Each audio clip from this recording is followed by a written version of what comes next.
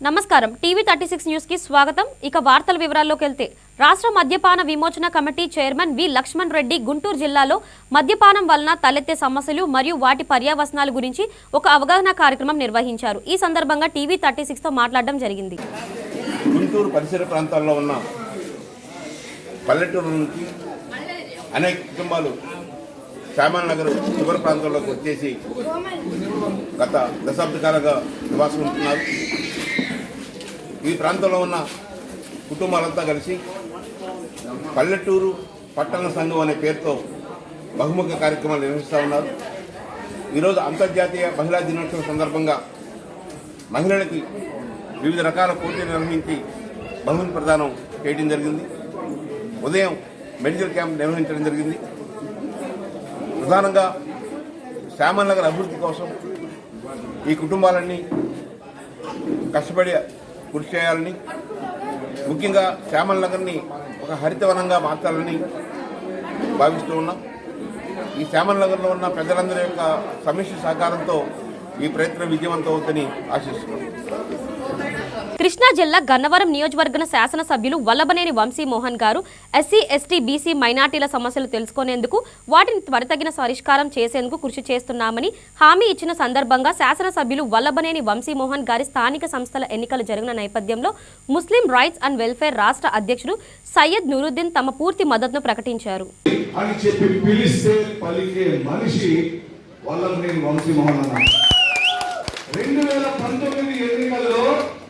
Fan గాలి ఏ విధంగా వీసిందో రాష్ట్రంలో మొత్తం మనందరూ చూసాం.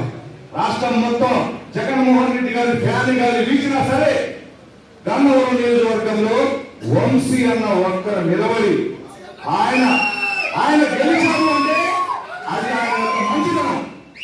ఆయన యొక్క మంచితనం.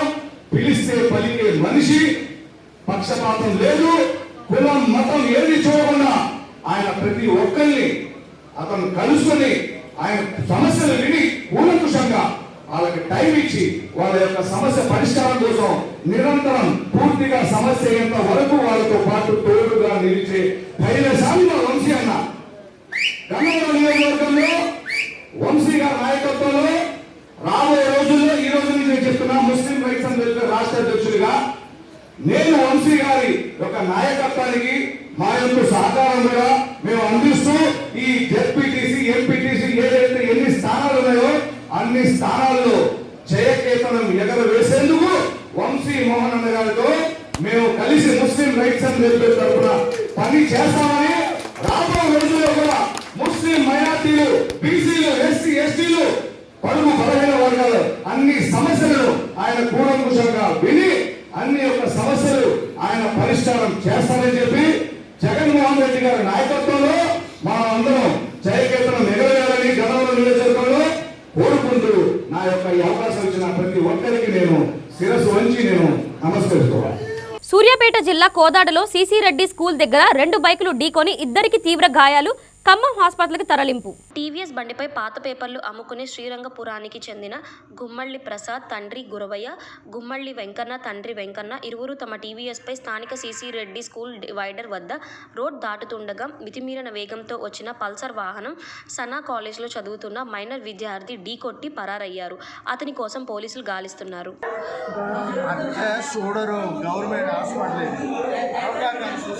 కర్నూలు జిల్లా డోన్ ఏపీ ఎన్నికల కోడ్లో 144 సెక్షన్ అమలు.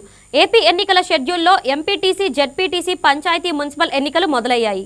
డ్రోన్ పట్నం సీఐ సుబ్రహ్మణ్యం మాట్లాడుతూ శాంతి భద్రతల పరిరక్షణలో పోలీస్ ముందు ఉపయోగించే అస్త్రమే 144 సెక్షన్ అని, అల్లర్లు గొడవలు జరిగితే 144 సెక్షన్ను పోలీసులు ముందు ఉపయోగిస్తారని, నలుగురు లేదా అంతకన్నా ఎక్కువ మంది గుమ్మికూడి చట్టరీత్యా వ్యతిరేక కార్యక్రమాలు జరపటం కానీ శాంతి భద్రతకు విఘాతం కలిగించడం వంటివి చేయటం నేరం. ఈ నేరాలు గనుక రుజువు అయితే అటు వారి మీద చట్టం తన పని తాను చేసుకుపోతుందని తెలిపారు.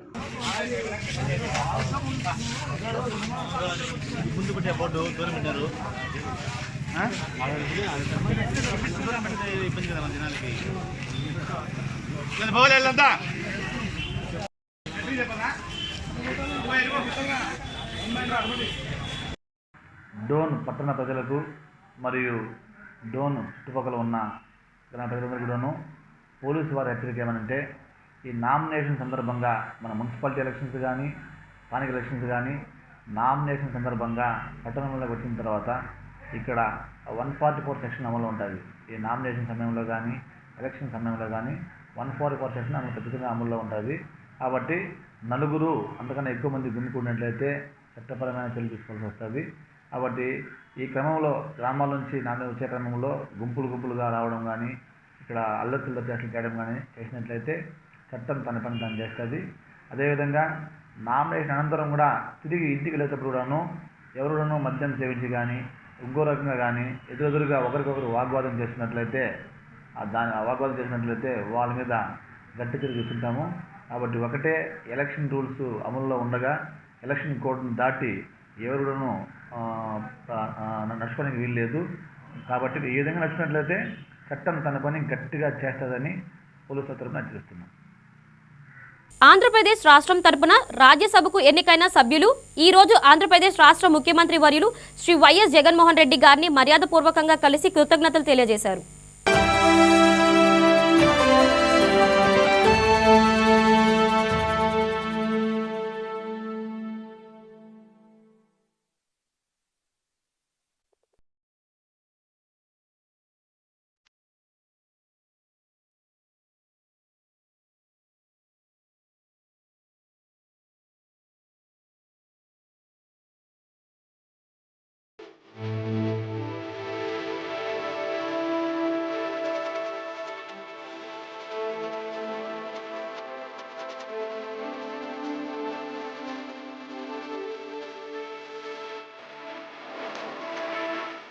ఇసుక అక్రమ రవాణాపై టీవీ 36 న్యూస్ ప్రత్యేక కథనం.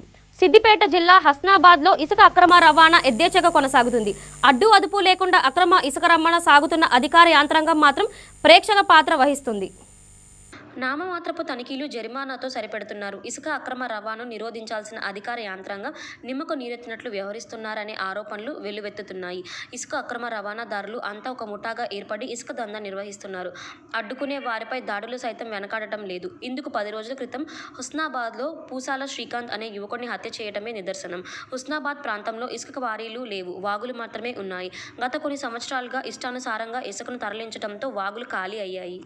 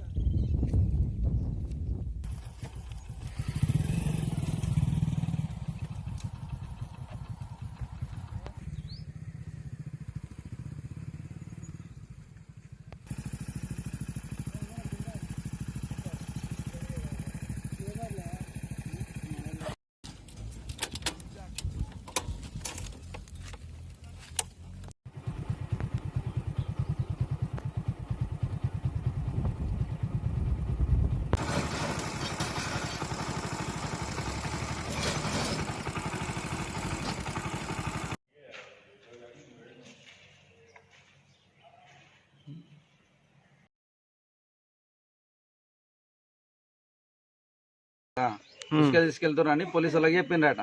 మాల్లుడు చెప్తే వాడు ఇప్పుడు చంపిన తర్వాత పోలీసు వాళ్ళకి చెప్పిండట, ఇట్లా మేము ఇసుక తీసుకోవద్దా అంటే మీకు వచ్చి చెప్తుండే కదా, అందు గురించి చంపినామని చెప్తున్నారు. నియోజకవర్గ కేంద్రమైనటువంటి హుస్నాబాద్ పట్టణంలో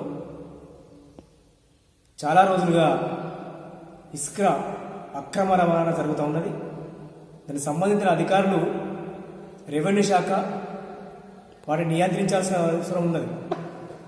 అనేక సార్లు ఫిర్యాదులు చేసినా, పత్రికలలో వార్తలు వచ్చినా సంబంధిత అధికారులు పోలీసు యంత్రాంగం ఏమాత్రం పట్టించుకోకపోవడం చాలా విచారకరం. ఇసుక మాఫియా రోజు రోజుకు పెరిగిపోయి సామాన్యుల మీద అధిక భారం వేస్తూ 4,000కు ఒక ట్రిప్పు, 5,000 ట్రిప్పు, 6,000 ట్రిప్పు అమ్ముతున్నటువంటి పరిస్థితి ఉన్నది. మరి ఇసుక రోజు రోజు చెర్ల తీస్తుంటే మన భూగర్భ జలాలు అడగండిపోయి రైతుల బావులు ఎండిపోయేటువంటి పరిస్థితి ఉన్నది. వేసిన పంటలు కూడా ఎండిపోయే పరిస్థితి ఉన్నది. మరి రైతు బతకన్నా వద్దా? ఇసుక చేయబట్టి ఇక్కడ ఇసుక వేరే ప్రాంతాలకు పోతే ఎట్లా మరి? ఇలాంటి పరిస్థితిని నియంత్రించాల్సిన అధికారులు మామూలు మత్తులో మునిగిపోయి ఈ మాఫియాకు వంత పాడుతున్నారు. కాబట్టి వెంటనే దీని మీద జిల్లా కలెక్టర్ గారు స్పందించాలి, శాసనసభ్యులు స్పందించాలి. ఈ ఇసుక అక్రమ రవాణాను అరికట్టేందుకు తీవ్రమైన చర్యలు తీసుకోవాలని చెప్పి సిపిఐ పార్టీ వైపున మేము డిమాండ్ చేస్తున్నాం. లేకుంటే ఇసుక మాఫియా సంబంధించి ఎక్కడెక్కడ తవ్వకాలు జరుగుతున్నారో అక్కడ మేము సిపిఐ పార్టీ వైపున మేము ఆందోళన చేపడతామని చెప్పి పెద్ద ఎత్తున ఆందోళన సిద్ధమవుతామని చెప్పి మేము ప్రభుత్వాన్ని డిమాండ్ చేస్తాము. గత కొన్ని నెలలుగా ఉస్నాబాద్ ప్రాంతంలోని ఎల్లమ్మ చెరువులోని ఇసుక అక్రమ రవాణాకు ట్రాక్టర్ డ్రైవర్లు పర్మిషన్ లేకుండా మైనర్ డ్రైవర్లతో ట్రాక్టర్లు నడిపిస్తూ ఇసుకను అక్రమంగా తరలించడం జరుగుతుంది. ఉస్నాబాద్ తదితర ప్రాంతాలలోకి ఈ ఇసుకను తరలించడం జరుగుతుంది. ఇటు ఇసుకను తరలించడం వల్ల భూగర్భ జలాలు ఎండిపోవడమే కాకుండా ఇక్కడి పరిసర ప్రాంతాలకు నీటి కొరత ఎక్కువగా ఏర్పడుతుంది. ముఖ్యంగా వేసవి కాలంలో చాలా నీటి కొరత ఏర్పడడం వల్ల ఈ వ్యవసాయదారుల పంట పొలాల నుంచి సైతం ఇసుకను తరలించడం జరుగుతుంది. ట్రాక్టర్ యజమానులు పర్మిషన్ లేని బండ్లను నడుపుతూ మైనర్ డ్రైవర్లను నడిపిస్తూ అక్రమంగా ఇసుకను తరలించడం జరుగుతుంది. ఇటు విషయంపై అధికారుల దృష్టికి ఎన్నిసార్లు తీసుకెళ్లినా వాళ్ళు పట్టించుకోవడం లేదు. అడిగిన వారిపై దాడులకు సైతం వెనకాడడం లేదు. ఒక ట్రిప్పుకు 2,000 రూపాయల నుంచి 4,000 రూపాయల వరకు సుమారుగా వసూలు చేయడం జరుగుతుంది.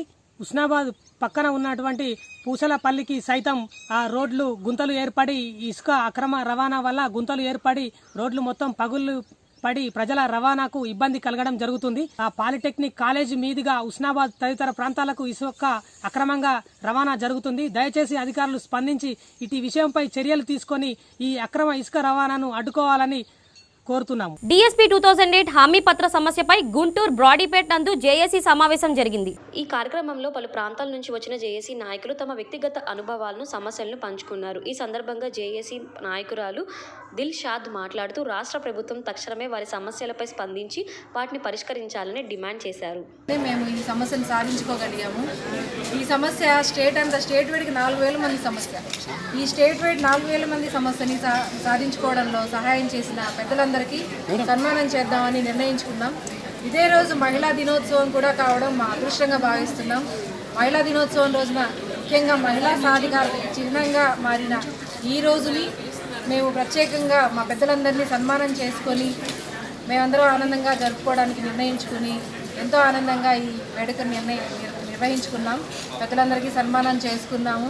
అలానే ఫ్యూచర్లో మాకు ఇంకేదైనా సమస్య వచ్చినా సరే మా ఉపాధ్యాయులకు కానీ లేదా మహిళలకు కానీ ఎవరికైనా సరే ఏ సమస్య వచ్చినా సరే మా పెద్దలందరూ కూడా కలిసి పరిష్కరిస్తామని హామీ ఇచ్చారు. అలానే మేము ముందుకెళ్ళబోతున్నాము. ఈ సందర్భంగా మహిళా దినోత్సవం సందర్భంగా నా తోటి ఉపాధ్యాయులకి ఇంకా మహిళా లోకం మొత్తానికి మహిళా దినోత్సవ శుభాకాంక్షలండి. ఇదే రకంగా మహిళలు ఇంకా సాధికారతలో పైకి ముందుకు వెళుతూ ఈ ప్రపంచాన్ని మహిళల స్పెషాలిటీ వాళ్ళ గొప్పతనం ఏంటో చాటి చెప్పాలని కోరుకుంటున్నాను. అందరూ ఇదే స్ఫూర్తితో ఇంకా ముందుకు వెళ్తారని కూడా భావిస్తున్నాను. గుంటూరు జిల్లాలో వెలసి ఉన్న కలేషా మస్తాన్ వలీ అవులియా వారి 128వ ఉరుసు ఉత్సవాలు మార్చి 12 నుంచి 16వ తేదీ వరకు ఘనంగా జరిగిన ఈ ఉరుసు ఉత్సవ కమిటీ వారు ప్రకటన చేశారు. మరియు ఉరుసు ఉత్సవాలకు దేశవ్యాప్తంగా నలుమూల నుండి ప్రజలు వేలాదిగా తరలివస్తున్న నేపథ్యంలో వారికి ఎటువంటి అసౌకర్యం కలగకుండా ఏర్పాట్లు చేస్తామని ఈ సందర్భంగా తెలియజేశారు. ఈ ఉరుసు మహోత్సవానికి విచ్చేస్తున్న భక్తులకి ఎటువంటి అసౌకర్యం కలగకుండా గవర్నమెంట్ ప్రభుత్వ సహాయ సహకారాలతో అన్ని ఏర్పాట్లు కూడా పూర్తి చేస్తారు. ఈ ఉరుసు మహోత్సవాలు 12వ తారీఖు ఉదయం తెల్లవారుజాము చాందనీ అలంకరణతో ప్రారంభమవుతాయి. 12వ తారీఖు రాత్రి బాబా గారి గుర్రం ఊరేగింపు అత్యంత వైభవంగా బాబా గారు అప్పుడు ఎక్కడైతే నడిచేవారో ఆ వీధుల గుండా బాబా గారి గుర్రం ఊరేగింపు తిరగడం జరుగుతుంది. తదుపరి బాబావారి దర్గావర్తిని చేరుకొని ఆ గంధాన్ని బాబావారికి సమర్పించి దేశ నలుమూల నుండి వచ్చిన పీఠాధిపతులకు ప్రార్థన చేసి ఆ గంధాన్ని పంచడం జరుగుతుంది. ఆ గంధాన్ని స్వీకరించిన భక్తులు తమ యొక్క రోగ బాధలు తొలగిపోతాయని, అలానే సంతానం ఎంత బాగుపడే వారి సంతానం కలుగుతుందని, డాక్టర్స్ కలిగి కానీ జబ్బులు కూడా నయమవుతాయని భక్తుల యొక్క ముఖ్యులు నమ్మకం.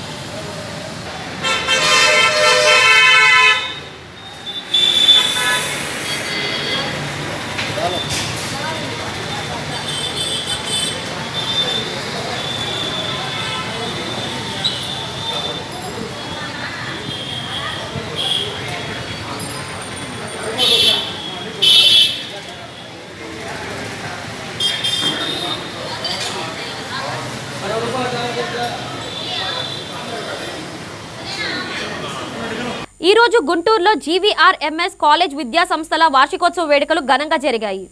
ఈ కార్యక్రమంలో ముఖ్య అతిథులుగా హోంశాఖ మంత్రి వర్యులు శ్రీమతి మేకతోటి సుచరిత, తాడికొండ ఎమ్మెల్యే శ్రీమతి ఉండవల్లి శ్రీదేవి గారు, కాలేజ్ యాజమాన్యం మరియు భారీ సంఖ్యలో ప్రస్తుత మరియు పూర్వ విద్యార్థులు పాల్గొన్నారు.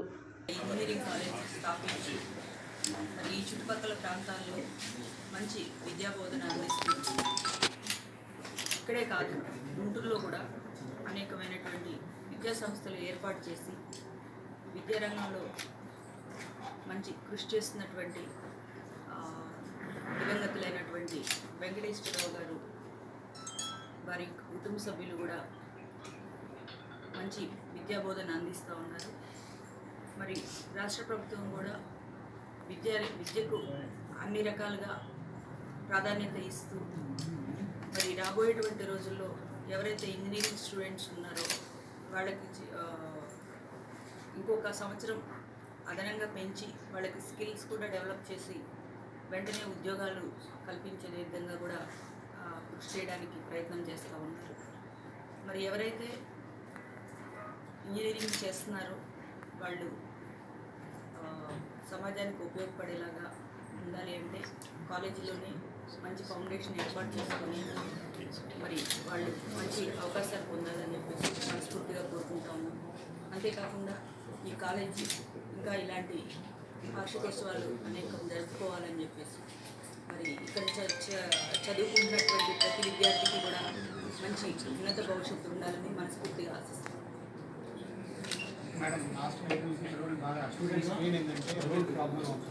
అదే చెప్పారు కదా, ఇప్పుడే చెప్తా ఉన్నారు డాక్టర్ గారు, నేను చూస్తాను.